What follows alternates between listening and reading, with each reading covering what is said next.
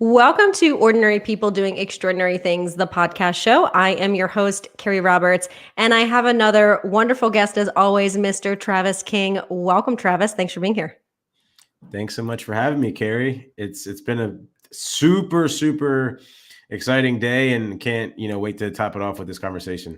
Yeah, and you and I, so first of all, we met, I guess about a year ago or so. We were working for a similar organization, and I just loved how much you cared about people, about community, and we had that connection. And then literally before we got on this recording, we realized we somewhat grew up in the same area, took the same bus stop to New York, which is hilarious because where I grew up, most people don't know. So that was like an extra connection between us, which I love.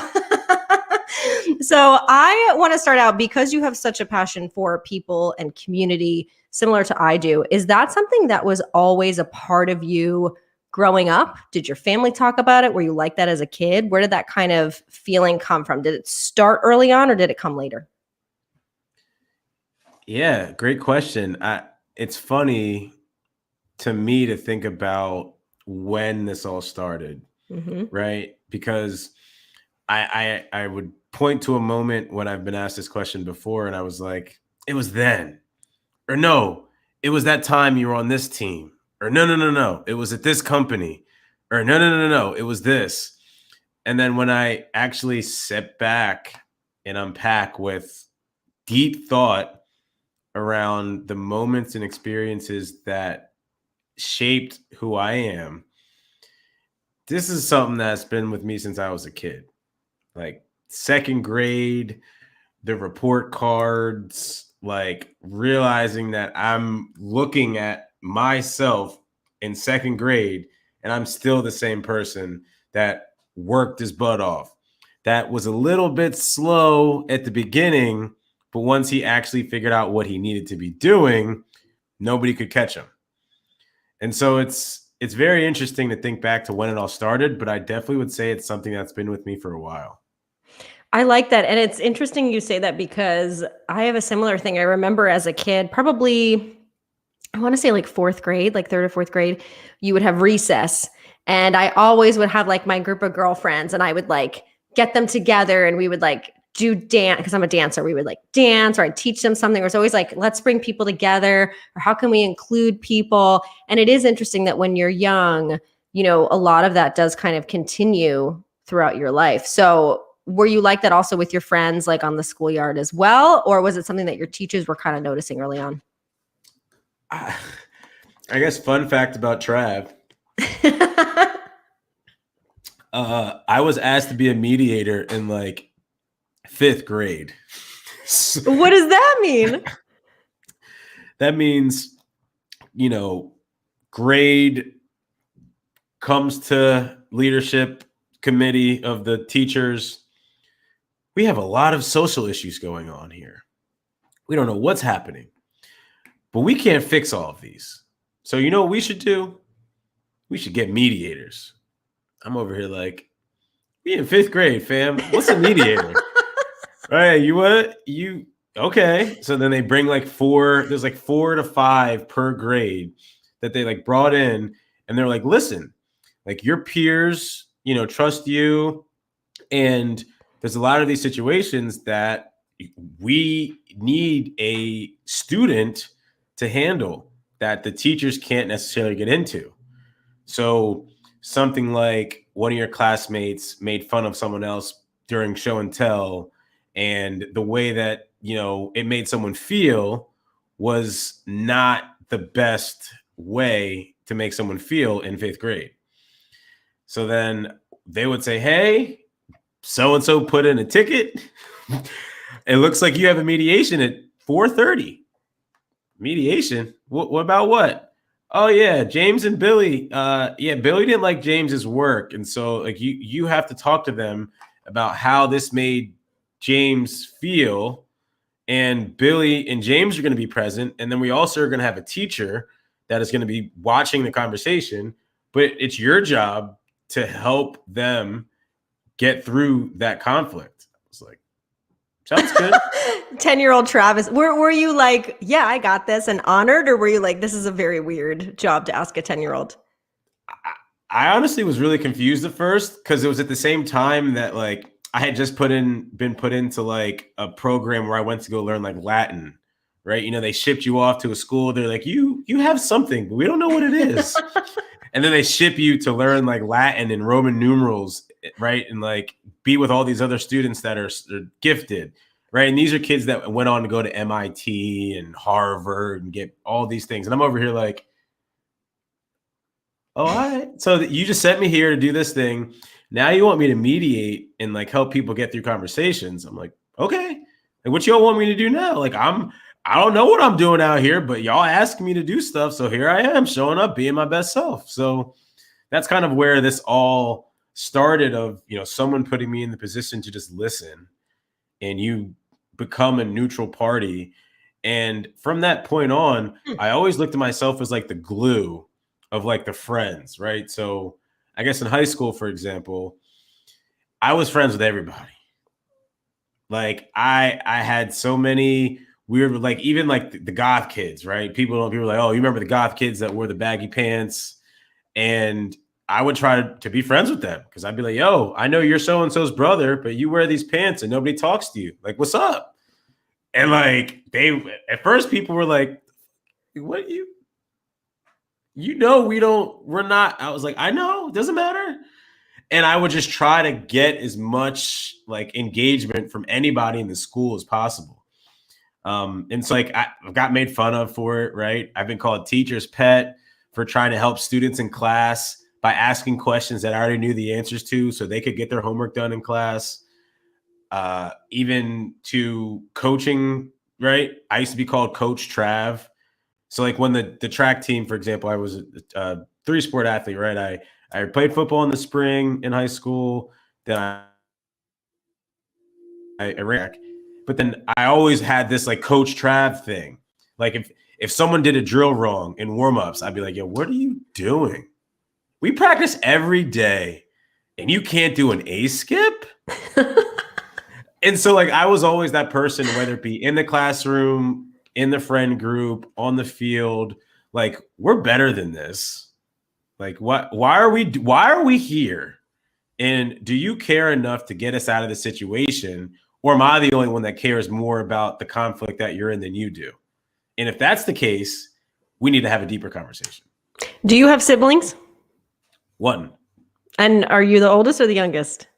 Youngest. You are the youngest. So this is very interesting because I'm curious if like we asked your sibling or your parents, would they say at home you had that same energy, or you think like it's different, right? Because when you have siblings and you fight and you want to get your way, and I'm the oldest of 3, so it's a little bit different, but I'm curious how that kind of messes in with what you're talking about.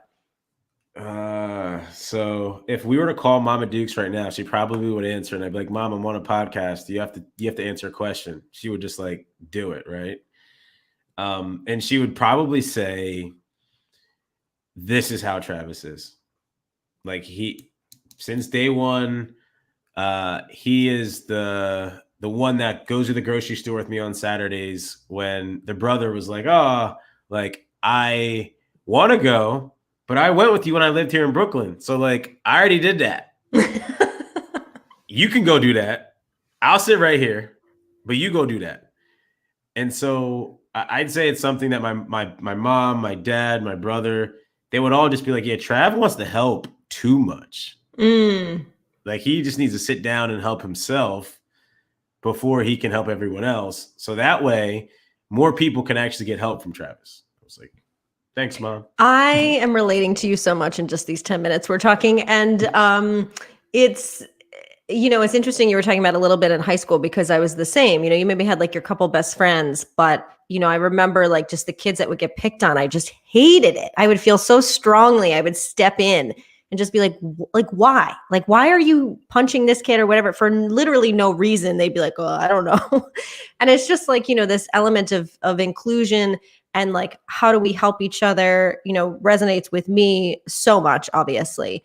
But one of the things that's interesting is, you know, later on you decide, okay, I'm going to move. I'm going to live in a different place. I'm going to do a different job. I'm kind of re-upping my life. And I've done that too. And whenever you do that, it's a lot. It's a lot all at once. What can you talk about what you were doing, like why you decided to kind of change your life and what that feeling was like? Because it's different at first than what you're kind of describing now.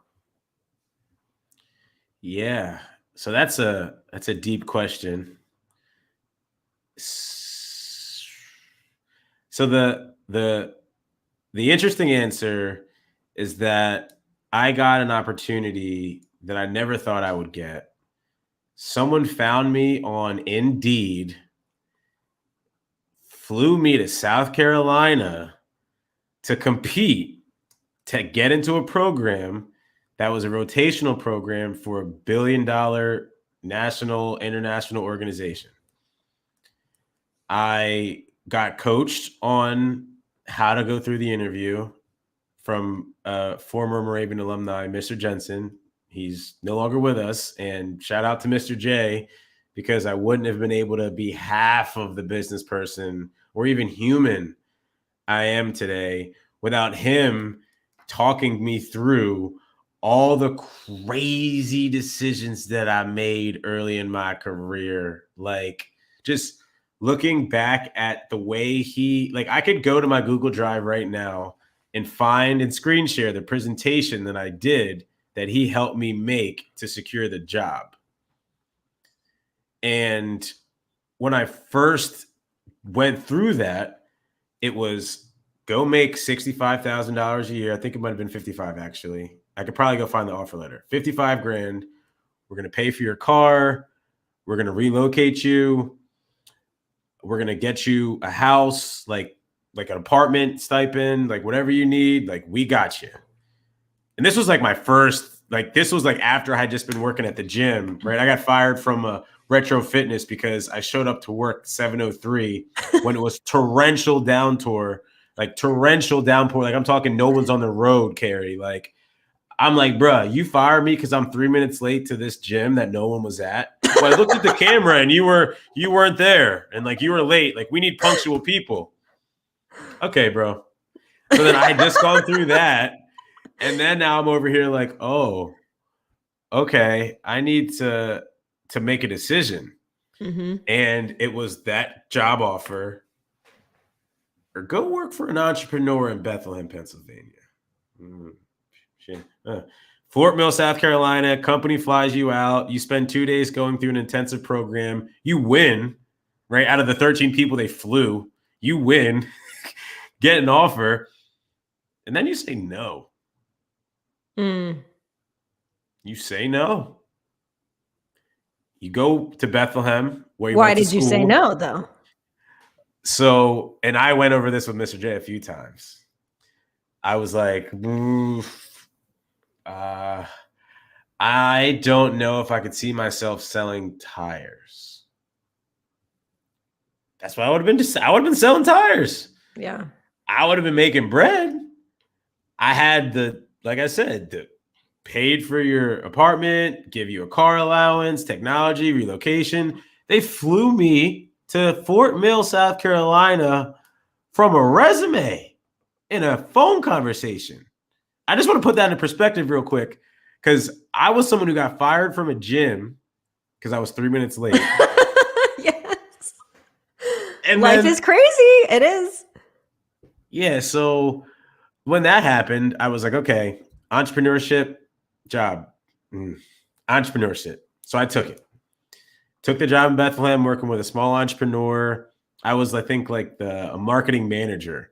So I was like pulled in. Like, Carrie, when I talk about no sense of roles and responsibilities, I'm talking worse than tech unicorn land where no one knows what they're doing. And it's just like, Trav, we need you to build some custom HTML because this website's not done yet, but you don't know how to code, but I still need this done. Oh. Yeah. When you're like, oh, I'm just going to wing it and figure it out. Right? Meanwhile, I send the mock-ups back. Yo, this design, bro, this is exactly what I was looking for. Mm-hmm. And then we push projects out. And then the entrepreneur game caught up to us, right? Like, it was just me and another guy. He wasn't that much older than me. And I was like, bruh, like, what am I doing? I was like, I'm not getting paid. My paycheck just bounced, fam. And like, I don't know what do you want me to feel? And it was just this like, I was growing so fast, but then it was still like I was an employee. So it was just such a small, like 2 or 3 of us to where I was like, you know what? Like, I got to do something else.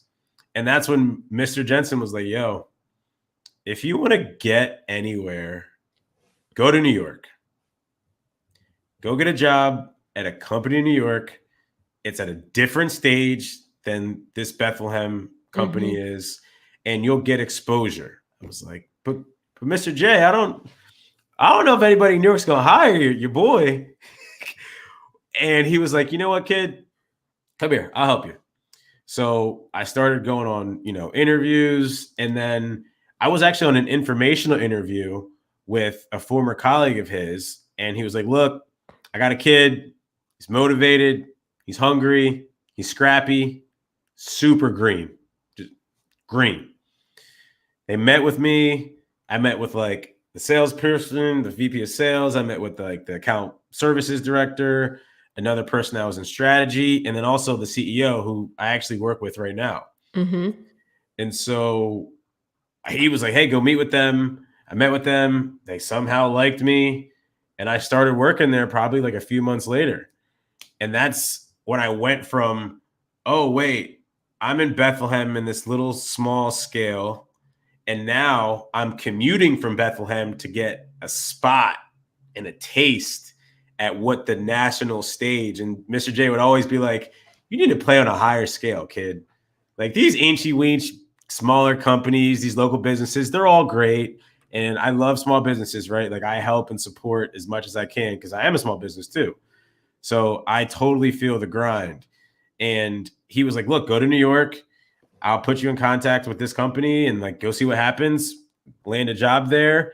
And then I start working with challenger brands, right? I start working in marketing. I'm managing 7 programs, like one for $250,000, another one that's just a brand awareness campaign. That's another $250,000.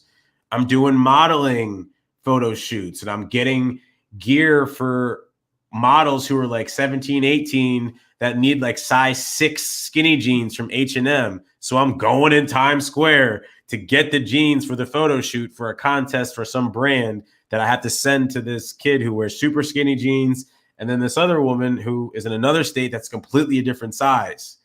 And it has to fit what they want, because if it doesn't, they're just going to not wear it. So I'm going to be, not in a good place.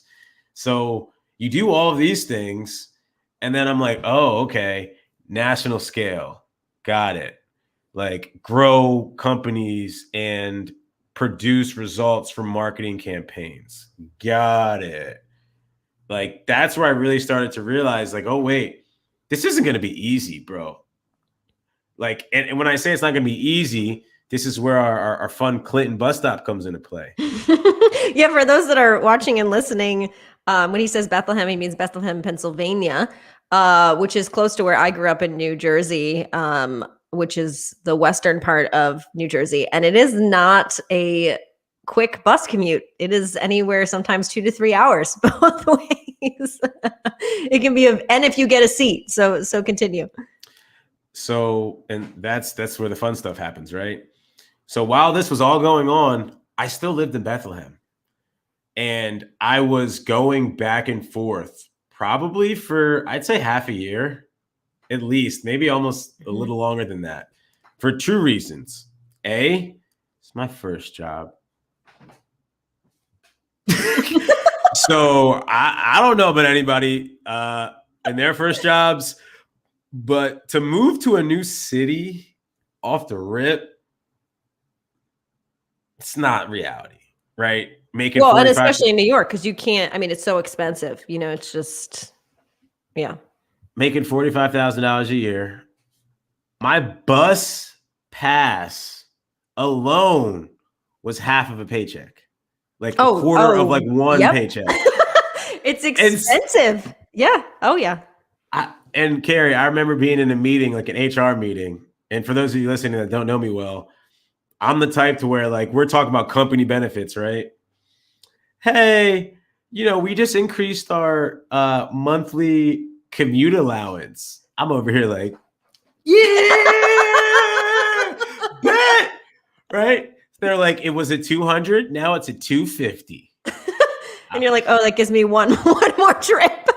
Yeah, I'm over here. I literally raised my head, Carrie. I was like, so yeah, my monthly is 506. What's up with that gap?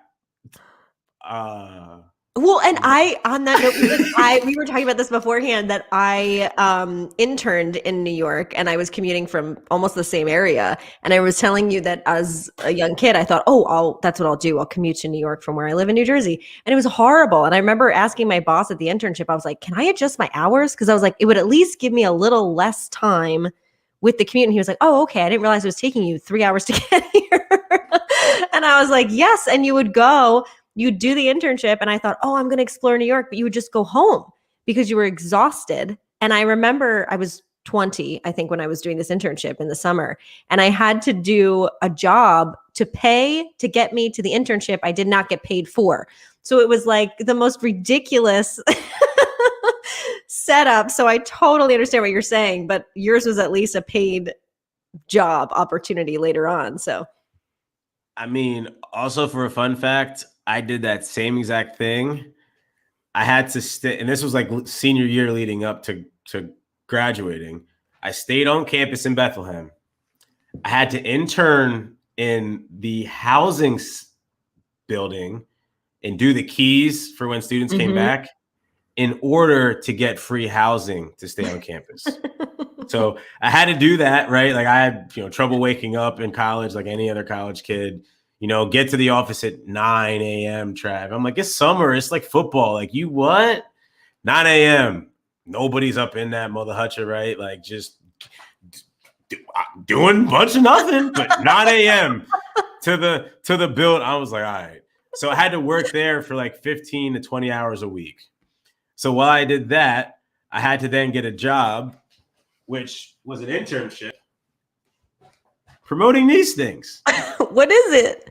It's a sky brush. It's a dry erase marker eraser for whiteboards. Oh. So this is very ironic for very funny for two reasons. Like, one, for the people that know me, they know whiteboarding is my ish. We are like the same person, Travis, because on the other side of this wall is a whiteboard that I have in my home office. If it wasn't going to mess up the recording right now, I would show you what's on my whiteboard right now. And you'd be like, oh my God, we're best friends already. So when COVID is over, we can whiteboard together. That's facts. I love it. Okay, so let's come back. So you're working this job in New York now. Like you said, you're commuting. It's a lot. Were you finding that it was easy to meet people, to connect? Were you able to have a social life, or was this kind of challenging because you were like, okay, this is all new, the whole thing? So it's interesting because I'm obviously a very social person, but at the same time, I didn't have that core, like, oh my God, like there's like, we always have friends going. It was like it was my best friend from college, Chris, who was a roommate, and then my other roommate at the time, Henry. So it was like the three amigos, and then we had like another few friends like Kyle and like a few other people that came around when like we would go out. So like during the week, Monday to Friday, when I was commuting, I would go home on Friday, and then we would go out Friday, Saturday, rest on Sundays, go to the gym maybe, and then go back. And then it got to the point to where I was like, yo, I can't even go to the gym. My boy would be like, yo, you trying to go to the gym? For people that know me, they know like that was me, right? I'm in the gym. Like, that's where I live. No, bro. I got to go to work. I got to go to sleep. And then if I didn't go to the gym, I would go either before work or after I got home. So I would take a bus 2 hours out. Let me stop. An hour and 40 minutes and then 2 hours on top of the 20-minute drive after I got off the bus, right? Like whoever wants to get technical. So 4 hours a day in the morning, I would have to get to work before 9 because I had to take the before 6 o'clock bus in order to get to work before 9. Otherwise, I would get there past 10. And I was in the organization that was like, oh, you better not be late. And it obviously taught you good lessons, but it was a lot of, okay, I have to figure out how to make friends. Mm. So the first mistake I made was trying to make friends in the office. Why is that a It was mistake? because I had realized that not many of the people that were the same age as me understood the sacrifices that I made to actually be sitting next to them. Mm. So like people would be like, yeah, 5 more minutes. What? If I'm late for this bus, I miss an hour of my life, right? Yeah. Like there's no going back from like having Trav stay to 5:30. Like this is a whole night shift for me. So like when people would just go home and hop on the L or the R and just go like to Brooklyn or Queens, I'm getting on the bus. So then to try to make friends in that moment, I could only do it at work. Mm. So then I was like, oh, what the heck? And then luckily I saved up enough money, and shout out to Amanda, because she let me stay on her couch from Monday to Thursday. And then Thursday night, I folded my clothes up from the living room in my basket. I put them in my bag. I brought them with me to work. And then I brought all that stuff home. And I literally stayed on the couch from Monday to Thursday for like 6 months so I could save up enough money so I could buy my first and last month of a deposit of an apartment. So through all of that, Amanda introduced me to some people, but it wasn't really until I came back and moved here, and actually when I was looking for an apartment, that everything changed. I went on Craigslist. I want to live in Hoboken. Looks nice. Wait, there. what year was it you went on Craigslist? So Like recently? No. So if we're looking at the years, this would have been like 2015. Okay, so Craigslist was still legit. I feel like it's still there, but it's funny. I feel like, people use Facebook Marketplace and all these different ways to find homes. So that's funny. Okay, so you're there. Yep. So I'm there. And then all of a sudden I go to Craigslist. I see an apartment. I like it. And I go to see it with my brother. And so we go, I'm just double checking the year so I can get it right. Yeah, April. I like how you have it like all documented on your computer. April 2015. Yep. April 2015, that happened. And then I was like, you know what? I think I'm going to move to Bethlehem. Or excuse me, I'm going to move from Bethlehem to Hoboken. So then I go through the whole process. Like I'm, sweating because, my credit's not great. I had one credit card in college, right? Like I had no clue what I was supposed to be doing. I'm trying to find the window again. I found the data, but now I can't find myself. Oh.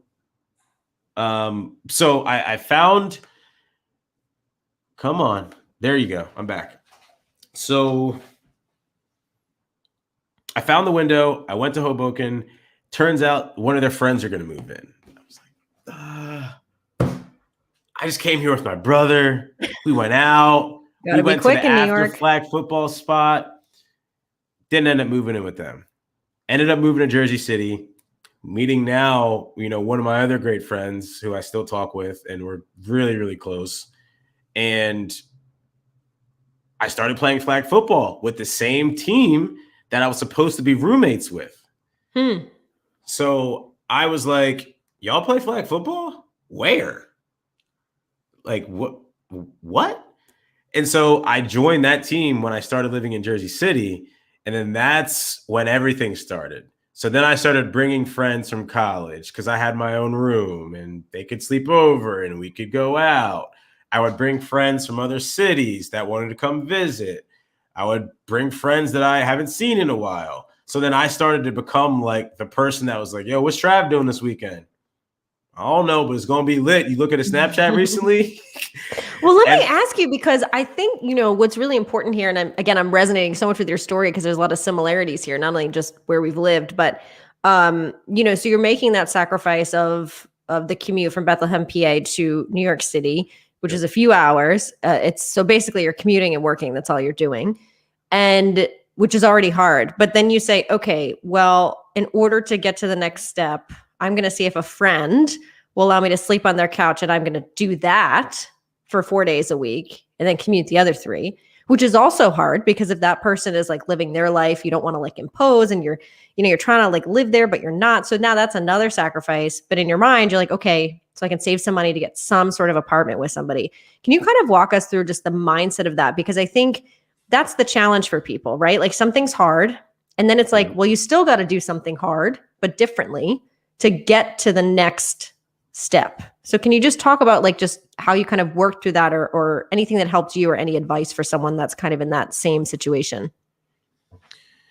Yeah. I mean, I think the first thing that helped me get through that, realizing, hey, you have to do some like stuff that's different was the simple fact that it wasn't different to me, Carrie. Mm.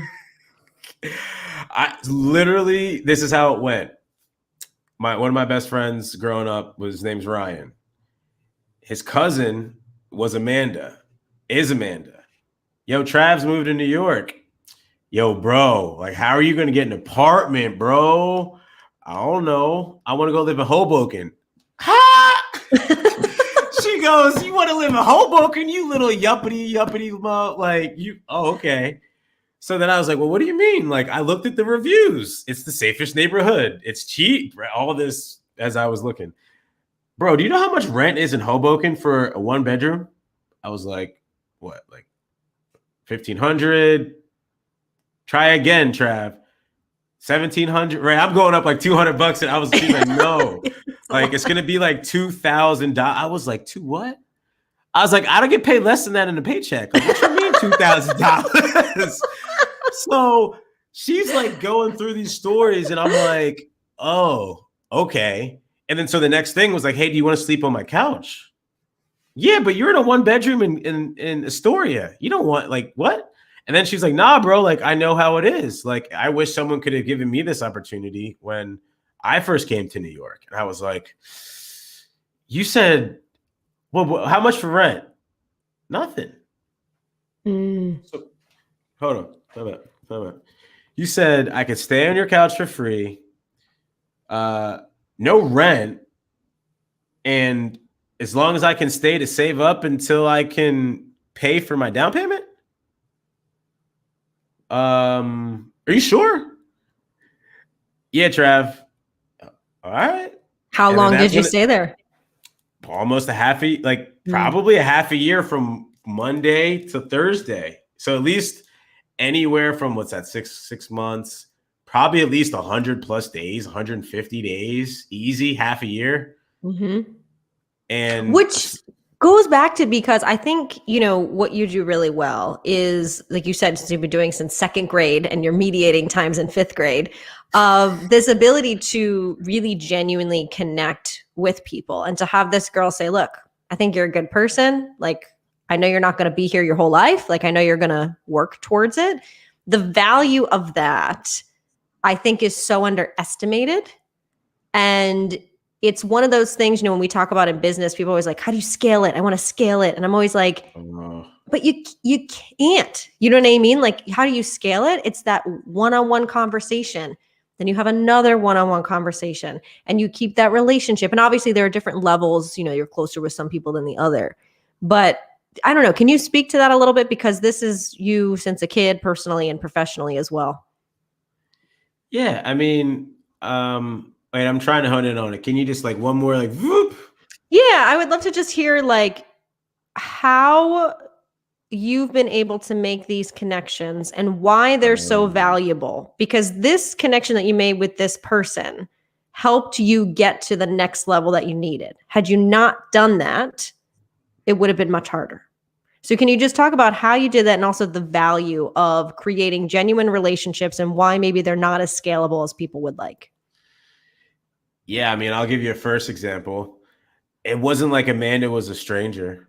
Mm-hmm. Like she would come visit Ryan and the family for Thanksgiving, right? So even when we were like, 20, I met Ryan at the gym, by the way. So literally, this is where like it gets funny. He's over there trying to like dumbbell press like 110s. I'm over here like, bro, I know I'm strong and you husky as a mug, but like, you want me to spot you, bro? Like I see you and like all right. So then we became friends ever since then, like in the gym. And then Amanda would come during Thanksgiving, during Christmas. And so like I can literally go back to my phone and find pictures of us making turkeys when like they came to visit. So I was always like the friend that spent a lot of time with other people's families. But then also when like the bull stuff happened with them, I'd be like, "You're Ryan. Pops just said clean up your dirty drawers, fam." Like what you confused? And Ryan's mom would be like, "Yes, Travis, yes." That 10-year-old mediator coming on in, right? Yeah, so I'll be like, "Bruh, she just wants you to get, the room clean. You got to take out the trash, feed the dog, and then we could be out. Like we could go shopping. We could go to the beach, Just right? do your basic job and we can move on." Yeah, like that was it. And so like I guess to sum it up, it's like I didn't know that these things mattered because this was just how I was. So I was never doing it to get something. I just looked at it as like, oh, like we out here making turkeys out of candy corn and graham crackers and chocolate and throwing stuff around the kitchen. Like this is lit. Like what? Like every moment that I spend engaging with anybody, I want to make that moment memorable. In general, like doesn't matter what I'm doing. So like if I'm doing a task at work, I really don't like doing tasks that have dead ends. Because if I ask you what impact this task had on your job and your goals, and you tell me 0, you wanted me to do that though. And I'm the defiant one because I said no. We really are the same person in so many ways. But I want to just hone in on something you just said. You just said when you were talking about making connections with people that you weren't trying to get anything out of it. And I think that is so important personally and professionally, because I think about this, whether people are dating, whether people are working in business, whether it's, an acquaintance, people are always trying to get something. And it's always like so clear that the difference between someone being genuine and someone being not. And then people say, well, I don't understand why they don't like me or where they're not working with me. And it's like, I don't know. I feel like, how do you not realize what's happening? You know what I mean? And the fact that you just said it's not about trying to get something. It's just creating a great experience. It's creating a connection. And that sense of trust and connection leads to other things that could happen down the line, which is exactly what you're talking about and have done. Yeah. And I mean, the funny part, like one of the intros of one of the shows that I host, there's a line that says, every moment is an opportunity to understand human connection at a newer level. Not necessarily new every time, right? Because like for some people, if I try to explain to them that there's 70,000 different forms of connections you can make with someone in a day, they literally would be like, that's not real. I'd be like, you want to bet?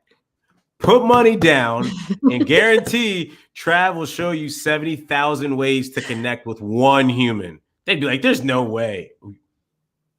Why do you think people have such a hard time with this though? Because I feel the same way. I know it comes easier to me too, but I just find it very challenging when people are like, they don't know how to connect with someone. Now, again, there are some people that maybe you don't vibe with as well, and that makes sense. But the fact that people can't find anything and there's trouble, like I don't know. Do you have any thoughts on this? Because again, it seems to come kind of easy to you of when somebody says, well, I don't know how to connect with this person. What should they do? It's internal. That's the challenge. It's this like I was watching Temptation Island before this conversation, and one of the people on there straight up was like mad at a dude she was on a date with. Just that's annoying. And he was just like,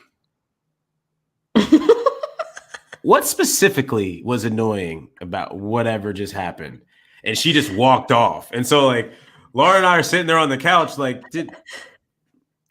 and then she went to it and she said, the reason that I am this way is because I have a lot in my past that I haven't dug out yet. And so this is how I deal with it. And so whenever I see someone that has I'm going to get woo-woo-y for people. So if you don't like woo-woo, then sorry. There's a piece missing. And they don't understand that it's inside, which causes them to literally say the things they feel about themselves out loud to the people that are displaying what they feel.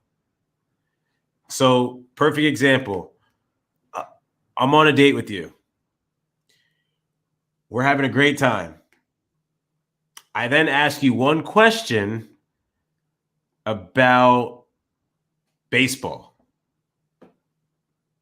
Why are you asking me about baseball? Don't you know I'm a softball player? Like, why does this have to be about men? Like, why aren't softball players good enough? Like, what the heck? Like, you're so annoying. And then you stop and you're like, whoa. I just asked you about baseball because you just talked about your dad who used to play baseball and now you play softball. So help me understand what's annoying you. Well, just baseball is just annoying.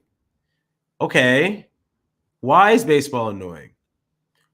Well, because my dad didn't get to go to my softball games because he was too busy still trying to make it in the minor leagues. Oh. Well, what else about that made you feel a type of way? Well, he missed like all of my regional tournaments when we won nationals. Oh, and what was so impactful about those regional tournaments when you won nationals? I was the pitcher. Oh, so you put the team on your back and dad didn't see it? No, not at all. And he gives so-and-so the credit and he's trashed at his esports stuff. He doesn't even know what that is, but he's all about esports. And so then we're still on a date now. I'm over here like. But now you've turned into Dr. Travis King, the psychologist. Right. So I'm over here on first date. Like even Lauren will laugh at this. Like she was like, so this actually happened? Well, it didn't happen in this same version, but yeah, got it. But no, it's a very familiar conversation. So I understand what you're saying. Yeah. Yeah. You just you just quickly go, hey, what, like, I just call people like, hey, what's wrong? You text like so if I'm in a conversation with you, I feel vibes. I hear tones in words. So that's like a weird sales superpower that I have. Yes. That I can tell how you're feeling. I don't have to see you, Carrie. Like I don't need to see you. Yeah. Well, I can tell what face you're making. And don't you think actually that maybe this is why I love audio so much, is that I can tell more about a person just by their voice alone, sometimes more than their actual face. That's facts. And I'm the same way. And I would almost try to get certain guests. I would tell them like, yo, don't turn your video on. Don't do that. Like straight up, I tell people don't do that. Because they're not, it's almost like a rookie trying to play a pro's game. And this is by no means a dig at anyone trying to get started in podcasting. And the reason I say this is because when I first started podcasting, I didn't do videos, people. I didn't either. Yeah, I only started like during actually COVID is when I started because I was like, oh, another way to just connect, you know. But yeah, same. I totally get it. Yeah. So let me ask you something though, because you went on this date example, because I think every person listening or watching, myself included, has been a part of that on either end actually of the conversation. And so generally what happens in something like that, there's a miscommunication, one's upset, and now you're both just, you know, opposite, right? Have you ever caught yourself in the moment where somebody has said something to you and you've been triggered and like you notice it, but you can't fix it in that moment? Have you ever had that? And how do you kind of deal with that for yourself? Oh, I go through this often. Like it's something I've experienced a lot, right? So perfect example, I said something in a certain way and it offended one person and didn't offend somebody else. So like I've been in areas where I was like, oh snap, I shouldn't have said that to Bill because Bill can't handle that. And like, I should have known that Bill needed a different version of what I said. And then there's the inside of me like, tell Bill to get tough skin. And then there's the other side of me that's like, well, but what about your tough skin that you needed to be soft when your mom made you believe that you could do it? Well, I'm not talking about that. We're talking about pizza. Oh, Bill wants pizza? Then why are we here in the first place? He just hungry.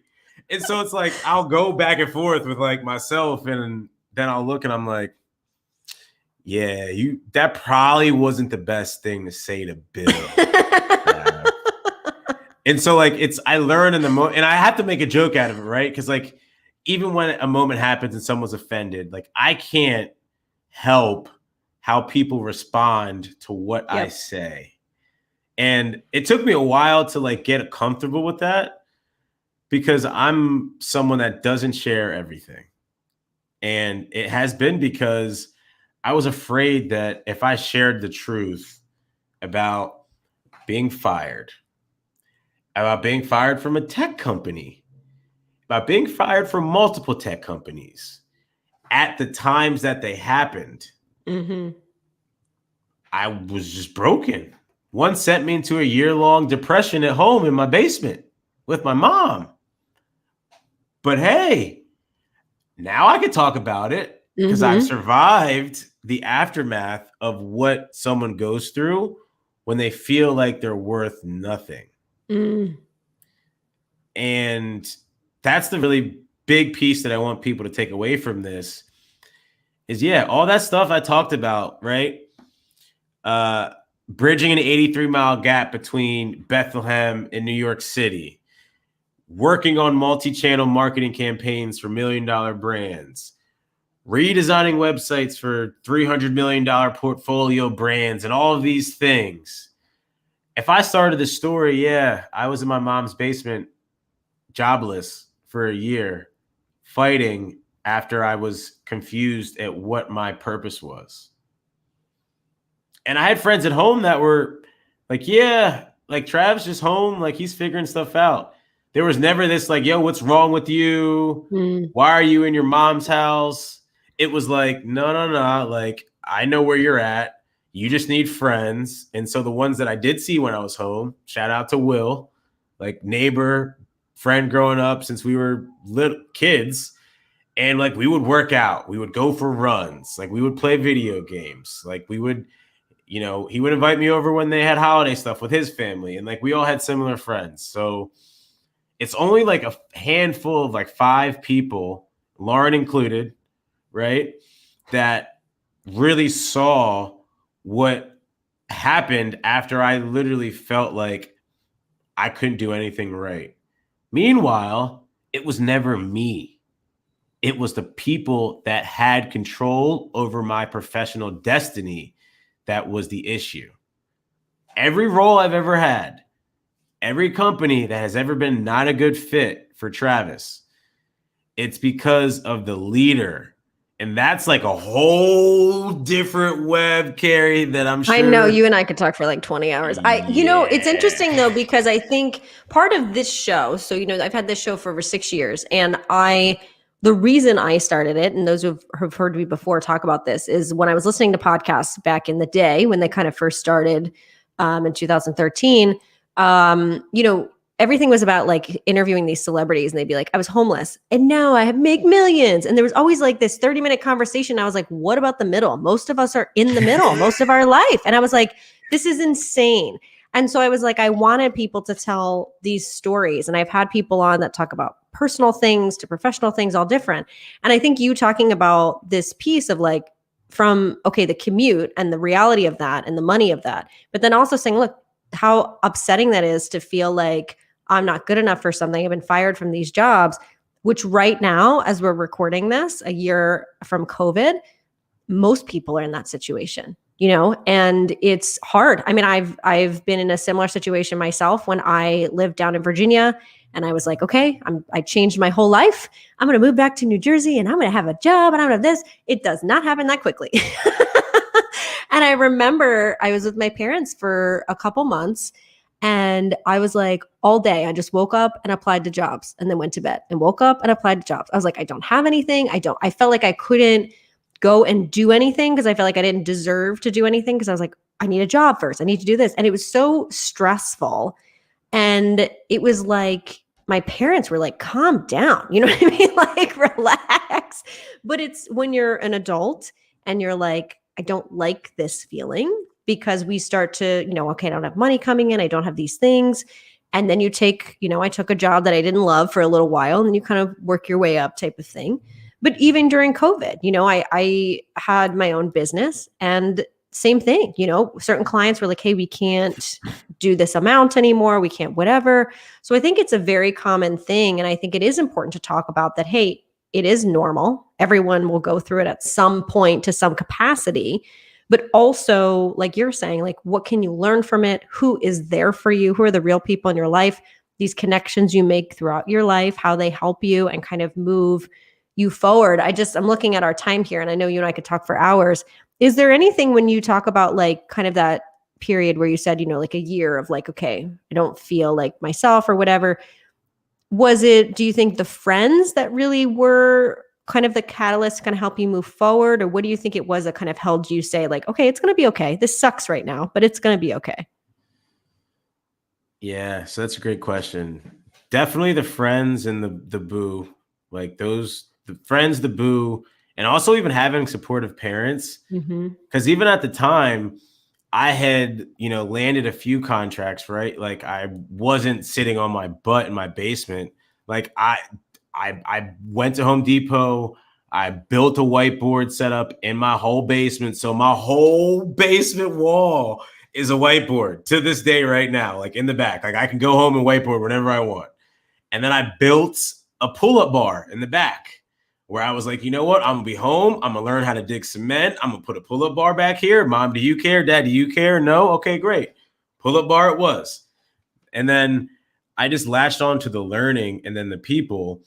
And that's what enabled me to then say, I'm trying to be an entrepreneur, right? I was working with a few smaller brands. I had some contracts that I got to go out to California and attend Wanderlust.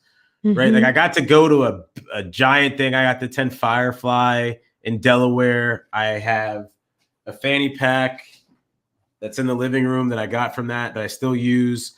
So like, yes, I was home. Yes, I was depressed. Yes, I didn't have a job.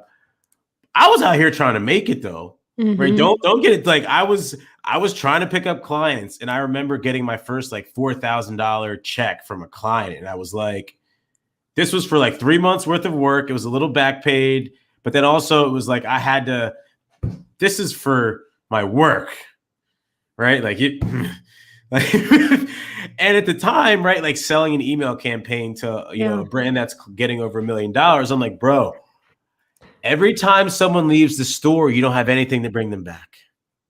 Like, period. So just setting up this channel is going to be more than this $4,000 that you just paid me. And getting that through his head and other businesses that are in that same mindset. I don't know why, like, how many hours did you work today? And I'm over here like, bro, I opened a new channel and set up email campaigns that go out based on different types of orders people placed. There's a high, medium, and low level of customer loyalty here. And I bake that into your emails. So the VIPs that spent $5,000 with you last year, they get a different type of email than the people who spent $100. Comprende? Oh, that's a great idea. We never thought of that. Yeah. So more about the quality of the work. Yeah, I've definitely been through that as well. Well, I think, Travis, again, like I said, we've connected before. I love this conversation with you. I think people listening and watching know that you work hard, you're passionate, you're excited, you're kind, you care about people. And I always believe that wins in the long run. It may be moments where we're like, this is frustrating. Like, why is that person winning when they're not as good of a person? But at the same time, it's like, it wins in the long run. It definitely does. I think you're a fabulous human being. If people want to connect with you, where is the best place to do that? Inside of themselves. I'm sorry. I just wanted to do that for a while. I was like, someone's gonna ask me this, and then I'm gonna say this, and then I'm like, I yeah, love it. go look inside. Yeah, go look inside yourself. Yeah, but your podcast, you have a personal podcast you do. What is yours called? Yep. So I have a few. So if they want to connect with me, I'm Travis Andre King on LinkedIn, Instagram, Twitter. And then I have a few podcasts. So one about building communities, that's called the Community Builder Show. There's another one that's on revenue and everything growth, marketing related. And that was from like the startup world, and that's called Addicted to Growth. And then I'm also launching a media network where all of these shows will now be housed under this media network, and that's called Taken. So for the people listening that are like, what is Taken? It's something that I've now realized has to be created. And a lot of people are like, Travis, you don't have a community that you manage and you're responsible for, but you like give all this community advice. Like where's your thing? And the answer has been, I didn't have anything that I wanted to build a community around. I want to help because I've been in the rooms and I've learned from people that have done it. So now, in order to give back in the best way I know how, I'm, turning this into an organization that can help people find their voice, get all the bull stuff done that they don't have the capacity to get done, and then go be great at whatever their craft or specialty is. So if you're a neurosurgeon or you're a nurse, or if you're someone that just wants to change careers completely and you want to start a podcast or have your own TV show on Netflix or whatever, Taken is a place that you can help get that done. And it'll be fun. So, Travis Andre King, and then come over to Taken if you're looking to get something started yourself. I love it. And the last question I like to ask all of my guests, Travis, is what is one word or quote or mantra that you try to live by every single day?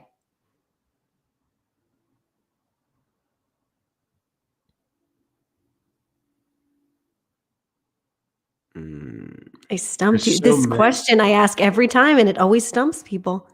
What's the first? I always say, what's the first thing that comes to mind? What's the first thing that came to mind? Can't nobody fuck with you. That's why I was like, I was like, you asked me, and I said I had to. But that's awesome. I think that's you're talking about connecting to yourself. It's always that kind of what's the first thing that comes to mind and the thing that resonates with you. And I like that. I think there's a power, there's a confidence to that. I think that's I love it. Well, Travis, I thank you so much for being here, sharing your story, sharing some wisdom. I'm excited for your new project that you're working on and look forward to chatting again soon. So thank you for being here. Of course, Carrie. Thanks so much for having me. It was an honor and a pleasure, and I cannot wait till next time.